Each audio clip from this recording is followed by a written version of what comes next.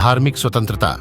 इसी अनुच्छेद के तहत यज्ञ, हवन और सड़क पर नमाज पढ़ने की अनुमति है। आर्टिकल 27 धार्मिक कार्य के लिए रखा धन पर टैक्स नहीं लगेगा। आर्टिकल 28 सरकारी संस्था पर धार्मिक शिक्षा नहीं दी जाएगी।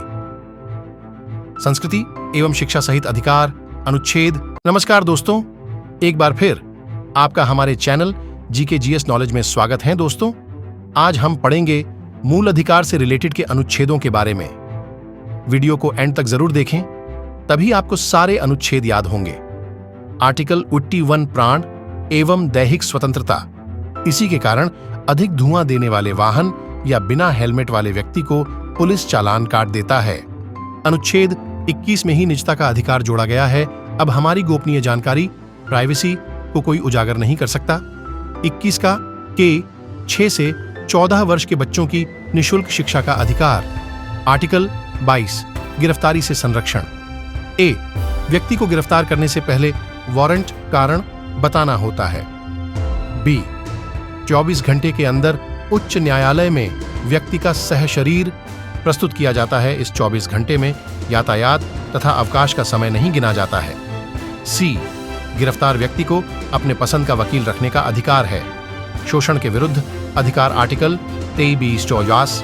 आर्टिकल 23 तस्करी, दुर्व्यवहार, बलात्श्रम, बेगारी, बंधुआ मजदूरी पर प्रतिबंध। आर्टिकल 24 बाल श्रम नियोजन। 14 ईयर 14 वर्ष से कम उम्र के बच्चों को खतरनाक काम में नहीं लगाया जा सकता, जैसे कि कारखाना, फैक्ट्री, पटाखे आदि। धार्मिक स्वतंत्रता का अधिकार। आर्टिकल 25 से 28 तक। आर्टिकल 25 अंतःकरण की स्वतंत्रता। इसके तहत सिखों को तलवार, मुसलमानों को दाढ़ी और हिंदुओं को तिलक रखने की स्वतंत्रता है। आर्टिकल 26 सामूहिक धार्मिक स्वतंत्रता।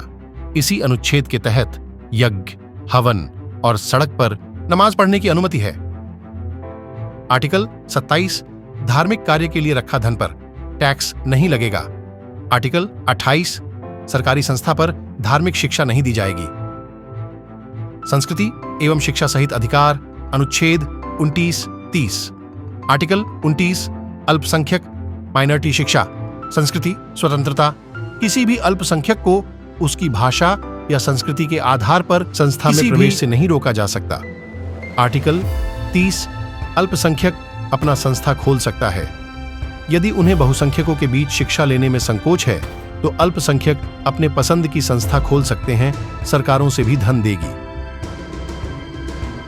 आर्टिकल 31 पैतृक संपत्ति पर कानूनी अधिकार।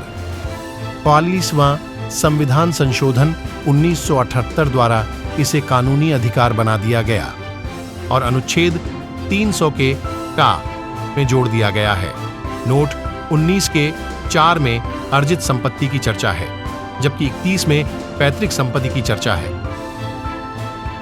मूल अधिकार को हमसे सरकार या जनता कोई नहीं छीन सकता, जबकि कानूनी अधिकार को जनता नहीं छीन सकती, किंतु सरकार छीन सकती है। इसके लिए सरकार ने भूमि अधिग्रहण विधेयक लाया था। आर्टिकल 32 संवैधानिक उपचारों का अधिकार। इस अनुच्छेद के द्वारा व्यक्ति के मूल अधिकार हनन के मामले में सीधे सुप्रीम कोर्ट में जा सकता है और सुप्रीम कोर्ट 5 प्रकार की रिट याचिका संबंध जारी करता है। 1 बंदी प्रत्यक्षीकरण हाबियस कॉर्पस। यह व्यक्तिगत स्वतंत्रता का सबसे बड़ा रिट है।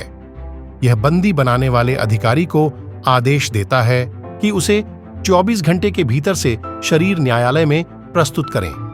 2 परमादेश मैंडमस। इसका अर्थ होता है आदेश देना। जब कोई सरकारी कर्मचारी अच्छे से काम नहीं करता है तो उस पर यह रिट जारी किया जाता है। 3 अधिकार प्रच्छा व वारंटो। जब कोई व्यक्ति ऐसे कर को करने लगे इसके लिए वह अधिकृत नहीं है तो उसे रोकने के लिए अधिकार प्रच्छा आता है। 4 प्रतिषेध प्रोहिबिशन। जब निचली न्यायालय अपने अधिकारों का उल्लंघन करके फैसला सुनाती है तो उस पर ऊपरी न्यायालय रोक लगाती है। 5 उत्प्रेषण सर्टियोरारी। जब निचली न्यायालय अपनी अधिकार का उल्लंघन कर चुकी होती है तब ऊपरी न्यायालय रोक लगाती है। आर्टिकल 33 राष्ट्रीय सुरक्षा के क्षेत्र में। यह अनुच्छेद संसद, सेना, मीडिया तथा गुप्तचर के मूल अधिकार को सीमित करता है। आर्टिकल 44 सैन्य कानून मार्शल लॉ। भारत के किसी भी क्षेत्र में सेवा का कानून लागू किया जा सकता है। आर्टिकल 35 भाग 3 में दिए गए मूल अधिकारों को लागू करने की विधि इस अनुच्छेद में दी गई है। मूल अधिकार को 7 श्रेणियां में बांटा गया था, किंतु वर्तमान में 6 श्रेणियां हैं। 1 समता समानता का अधिकार 14 से 18। 2 स्वतंत्रता का अधिकार 19 से 22। 3 शोषण के विरुद्ध अधिकार 23 से 24। 4 धार्मिक स्वतंत्रता का अधिकार 25 से 48। 5 शिक्षा एवं संस्कृति का अधिकार 19। 6 संवैधानिक उपचार का अधिकार 32। दोस्तों, आई होप कि आपको अनुच्छेद जरूर समझ में आए होंगे। तो ऐसे नॉलेज के लिए चैनल को सब्सक्राइब करना ना भूलें और अपने दोस्तों को ज्यादा से ज्यादा शेयर करें। धन्यवाद।